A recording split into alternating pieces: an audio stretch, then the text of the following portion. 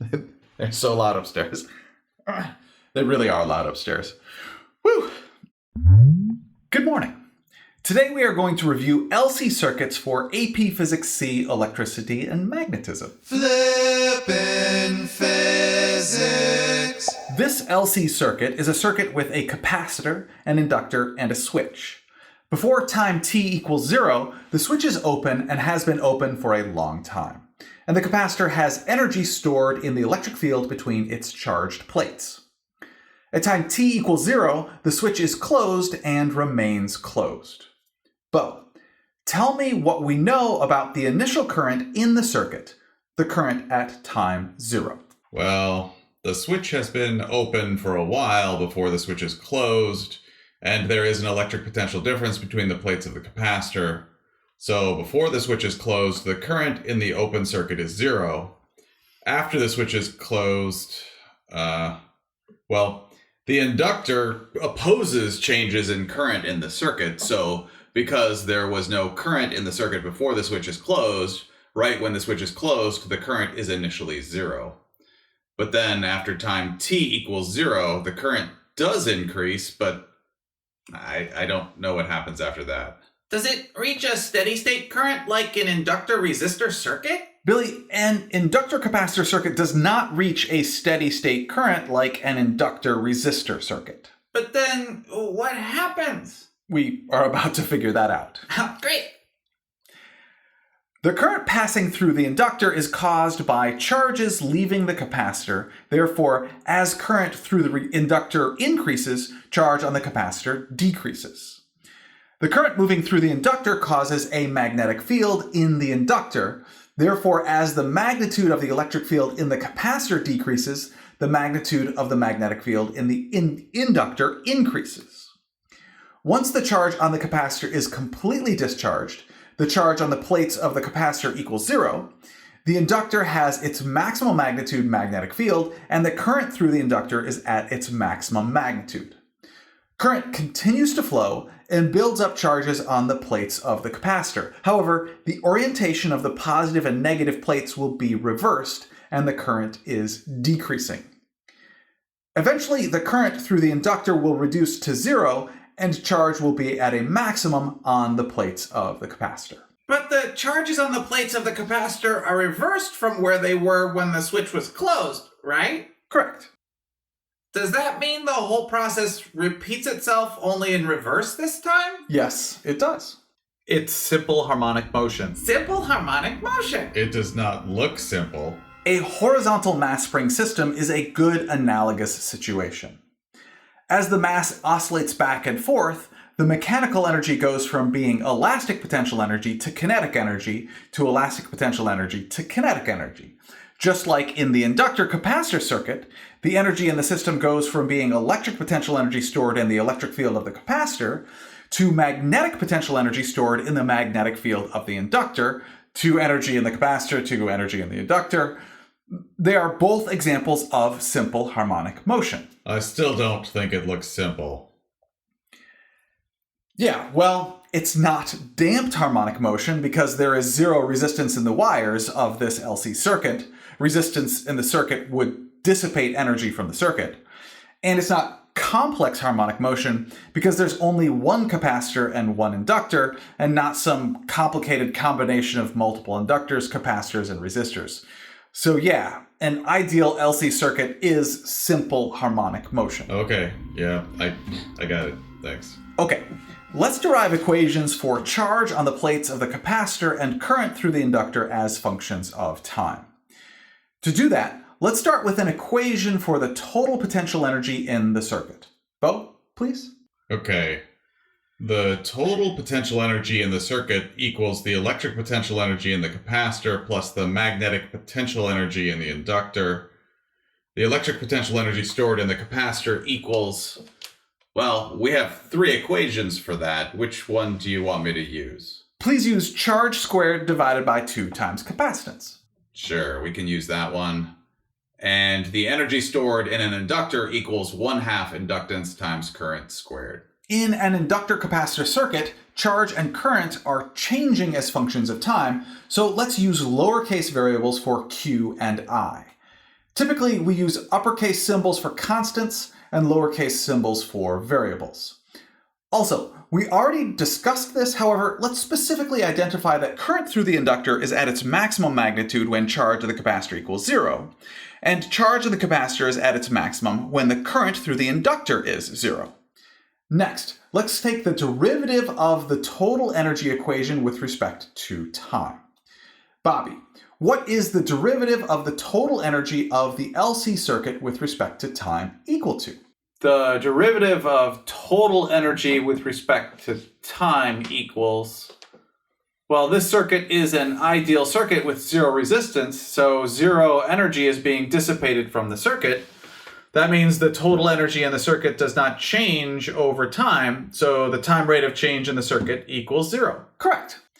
And just to make the next step clear, realize we can take the derivative of each energy expression independently because they are added together in our equation. Now, in order to take these derivatives, we need to use the chain rule twice. Because the variables for charge and current both change with respect to time, however, the variable t is not in either of those equations.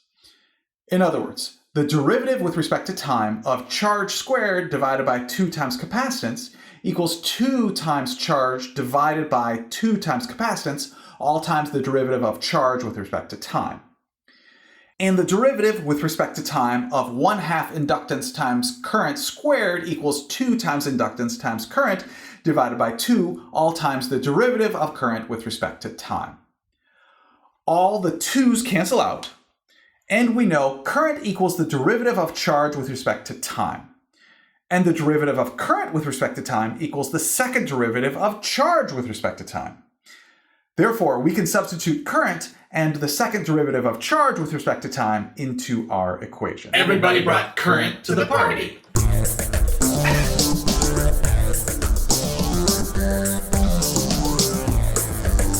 Everybody brought mass. Yeah, we can dance. If we want to. We can leave your friends behind. Mr. Oh, your friends don't dance. And if they don't dance, Yeah. they're no friends of mine. That was from Dropping Dictionary. We can move charge over capacitance to the other side and divide both sides by inductance. To get the second derivative of charge with respect to time equals the negative of the multiplicative inverse of inductance times capacitance, all times charge.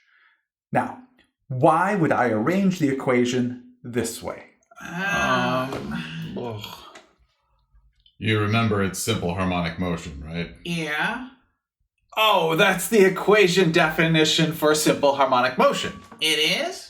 Yeah, the second derivative of a variable equals the negative of the square of angular frequency times the variable. Oh, yeah. That means the square of angular frequency of an inductor capacitor circuit equals the multiplicative inverse of inductance times capacitance. Or the angular frequency of an inductor capacitor circuit equals the multiplicative inverse of the square root of inductance times capacitance. Right. And angular frequency of simple harmonic motion equals 2 pi times frequency, and frequency equals the multiplicative inverse of period. So angular frequency equals 2 pi over period. That means period equals 2 pi over angular frequency, and the angular frequency of an LC circuit equals 2 pi over the multiplicative inverse of the square root of inductance times capacitance, or 2 pi times the square root of inductance times capacitance. Well done, everybody. So far, we have proven an LC circuit is in simple harmonic motion, and we have derived equations for its angular frequency and period. Recall that an equation which fits the equation definition for simple harmonic motion Bobby mentioned is x as a function of time equals amplitude times the cosine of the quantity angular frequency times time plus phi, the phase constant. Billy, what is the equivalent equation for this inductor capacitor circuit? Well, instead of x in our simple harmonic motion equation, we have charge on the capacitor. So charge on the capacitor as a function of time equals amplitude. However, for charge, the amplitude equals the maximum charge. So maximum charge times cosine of the quantity angular frequency times time plus phase constant. However, angular frequency equals the multiplicative inverse of the square root of inductance times capacitance. And for this inductor capacitor circuit, the initial charge on the capacitor is at its maximum value, which means the phase constant has to be 0. Thank you, Billy. Bo, please determine the current through the inductor as a function of time. Sure. Current equals the derivative of charge with respect to time. So we just take the derivative with respect to time of the equation for charge on the capacitor Billy just derived. The derivative of that equation, we have to use the chain rule. So current through the inductor with respect to time equals the derivative of cosine is negative sine. So negative charge maximum times the sine of time over the square root of inductance times capacitance, all multiplied by the derivative with respect to time of time over the square root of inductance times capacitance. And the derivative with respect to time of time over the square root of inductance times capacitance is the multiplicative inverse of the square root of inductance times capacitance. And the maximum value for sine of anything is 1.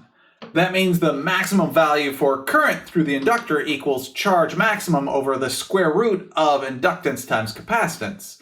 So current through the inductor as a function of time equals the negative of maximum current times the sine of the quantity time over the square root of inductance times capacitance. Valid point, Bobby. And we can also determine that equation for maximum current using the energy equations. The total energy in the LC circuit equals the energy in the capacitor plus the energy in the inductor. That equals charge squared over 2 times capacitance plus 1/2 inductance times current squared. When there is 0 energy in the inductor, all the energy is in the capacitor and the charge is at a maximum. And when there is 0 energy in the capacitor, all the energy is in the inductor and the current is at a maximum. 1/2 cancels out. We can solve for current maximum squared, and taking the square root gives us the same equation you just derived, Bobby. The maximum current through the inductor equals the maximum charge on the capacitor divided by the square root of inductance times capacitance. Cool. Nice. Yeah. Now, we can also determine equations for energy as functions of time in this inductor capacitor circuit. Billy, please determine that for the capacitor, Bobby for the inductor, and Bo for the total LC circuit. Absolutely. The energy stored in the electric field of the capacitor equals charge squared divided by 2 times capacitance. That means the energy stored in the electric field of the capacitor as a function of time equals the square of the quantity charge maximum times cosine of the quantity time divided by the square root of inductance times capacitance, all divided by 2 times capacitance. That means the energy stored in the electric field of the capacitor as a function of time equals charge maximum squared divided by 2 times capacitance times cosine squared of the quantity time divided by the square root of inductance times capacitance. The energy stored in the magnetic field of an inductor equals 1/2 inductance times current squared. That means the energy in the inductor as a function of time equals 1/2 inductance times the square of the quantity negative charge maximum over the square root of inductance times capacitance, all times the sine of the quantity time over the square root of inductance times capacitance. That equals, well, -1 squared is just 1, so 1/2 inductance times charge maximum squared over inductance times capacitance, all times sine squared of time over the square root of inductance times capacitance.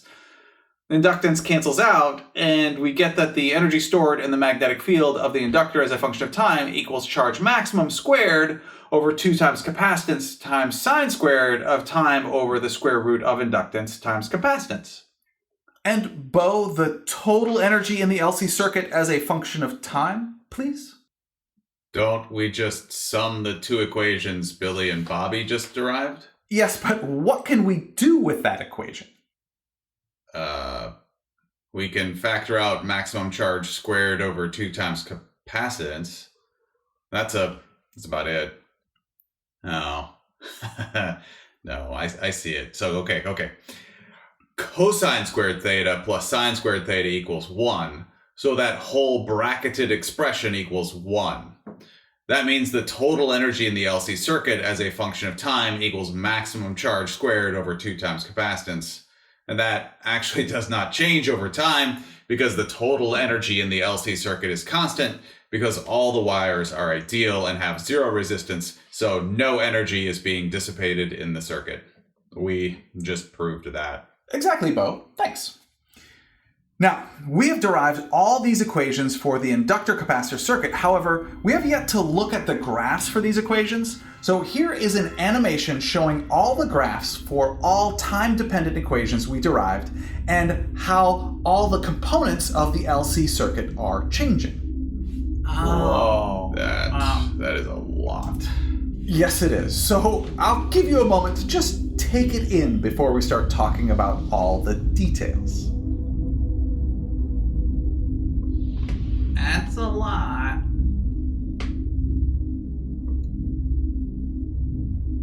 Here we go. Billy, looking at just the capacitor in the circuit, tell me what you see. Absolutely. When I look at the capacitor, I see that the capacitor has charges on the plates which increase and decrease over time, and an electric field which increases and decreases over time. And the direction of the electric field switches, and the locations of the positive and negative charges on the plates also switch. When both of those are equal to 0, actually you can see how the charge changes as a function of time on the graph. That is the red cosine curve. I like how you put that moving white part of the graph there so we can see where the charge is on the graph and compare that to what the charge is on the capacitor in the circuit. Thanks. You are welcome. Oh, and you can see the energy stored in the capacitor as well. There is both an energy curve with respect to time and an energy bar graph. Both of those show the energy in the capacitor in red to match the red charge curve, the red charges on the capacitor, and the red electric field in the capacitor. Again, you can see how the energy in the capacitor changes as a function of time in all of those. Very nice. Thank you, Billy. Bo, what do you see when you look at just the inductor in the LC circuit? Sure. Looking at just the inductor, well, the magnetic field in the inductor is in blue and is increasing and decreasing and changing directions just like the electric field. Only the magnetic field in the inductor is at a maximum when the electric field in the capacitor is 0. And the magnetic field in the inductor is 0 when the electric field in the capacitor is at a maximum. The current, also in blue, through the inductor increases and decreases and changes directions just like the magnetic field. There is also a blue current graph with the same white part to show what the current is at each moment in time in the LC circuit. Going back to the blue magnetic field in the inductor, we can see that it increases and decreases with the energy in the inductor, which is shown both in the blue energy bar graph for the inductor and the blue energy curve for the inductor. And that purple horizontal line on the energy as a function of time graph, that line must represent the total energy in the LC circuit. Yeah, blue and red make purple. Nice one, Mr. Pete. Sure. Nice. Thanks. Glad you appreciate it. Bobby, nobody has talked about the numbers or the mass spring system. Please discuss what those are. Okay. All the numbers show the locations in simple harmonic motion where the energy is at a maximum and at a minimum. For example, at position 1, the horizontal mass spring system has its maximum elastic potential energy and 0 kinetic energy. Also at position 1, the LC circuit has its maximum energy in the electric field of the capacitor and 0 energy in the inductor because there's no current through and no magnetic field in the inductor. At position 2, the horizontal mass spring system is at the equilibrium position, so it has 0 elastic potential energy and its maximum kinetic energy. Also at position 2, the LC circuit has 0 electric field in the capacitor and 0 energy in the capacitor. And its maximum magnitude current through the inductor, maximum magnitude magnetic field in the inductor, and maximum energy in the inductor. At position 3, the horizontal mass spring system has the same energy values as it has at position 1. However, the mass is on the opposite side of the equilibrium position. The same is true at position 3 for the LC circuit. The energy values for the LC circuit at position 3 are the same as at position 1. However, the charges on the plates have switched and the direction of the electric field is reversed.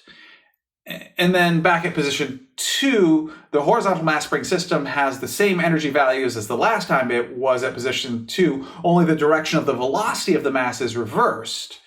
This is just like the position 2 for the LC circuit. All the energy values are the same as the last time it was at position 2, only the direction of both the current and magnetic field are reversed from the last time the LC circuit was at position 2. This LC circuit really is in simple harmonic motion, just like a horizontal mass spring system. Actually, we should talk about the period as well. From position 1 to position 2 is 1/4 of a full cycle, so the time it takes is 1/4 of the period. And, well, that's true between every position. It takes 1/4 of the period between every position. Yeah. But why is the current negative when the charge is positive? What do you mean? Look at the charge and current as function of time graphs. During the first quarter of a period, the charge on the capacitor is positive, yet the current is negative. That seems weird. Yeah. Sure, I can see how that would seem strange at first. However, it really isn't. It just comes down to which plate's charge we are graphing and which direction we define for positive current. In this example, I have defined the charge we are graphing as the charge on the top plate. If we instead graphed the charge on the bottom plate, the curve would be flipped over the horizontal time axis. You could see that because the charge on the bottom plate starts out at position 1 as negative. Again, if we were graphing the charge on the bottom plate, it would be negative at position 1 and positive at position 3. Okay, that makes sense. And you must have defined positive current as being in the counterclockwise direction.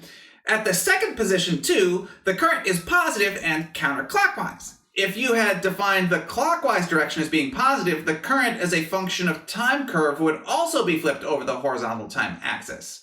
So it really just comes down to which capacitor plate you are graphing the charge as a function of time of, and which direction you define as positive for current through the inductor. Yeah, that does make sense. Thanks, Mr. P. and Billy. You are welcome. Hold up, Mr. P. I have another question. Yes, Bo? At position 2, how can the inductor have current passing through it when there is zero electric potential difference across the capacitor? Oh, yeah. Electric potential difference is what causes current, right? So how can current be flowing when there is zero electric potential difference in the circuit? Bobby, do you have something to say? Well, take a moment to look at the horizontal mass spring system as it passes through position 2. If we ask the same question of the horizontal mass spring system, it would be, how can the mass still be moving at position 2 when there is no restoring force accelerating the mass, correct? Sure. The mass still has velocity at position 2. In fact, it has its maximum magnitude velocity at position 2, just like the LC circuit has its maximum magnitude current at position 2. The mass is simply experiencing zero change in its velocity at position 2 because its acceleration at position 2 is 0, just like the current in the LC circuit is not changing at position 2 because there is zero electric potential difference across the capacitor. The inertia of the mass in the horizontal mass spring system keeps the mass moving at position 2. There must be some sort of electrical equivalent of inertia which is keeping the charges moving through the inductor at position 2, which is the inductance of the inductor.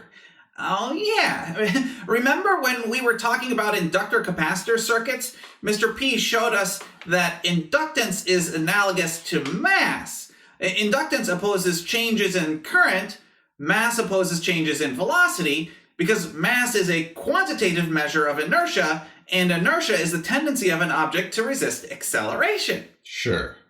Thanks. You are welcome, Bo. Jinx, you owe me a soda. Dr. Pepper? Thank you, Bobby and Billy. That concludes my review of LC circuits for AP Physics C, Electricity and Magnetism. Next time we are going to review equations I think you should memorize for the AP Physics C, Electricity and Magnetism exam. Thank you very much for learning with me today. I enjoyed learning with you.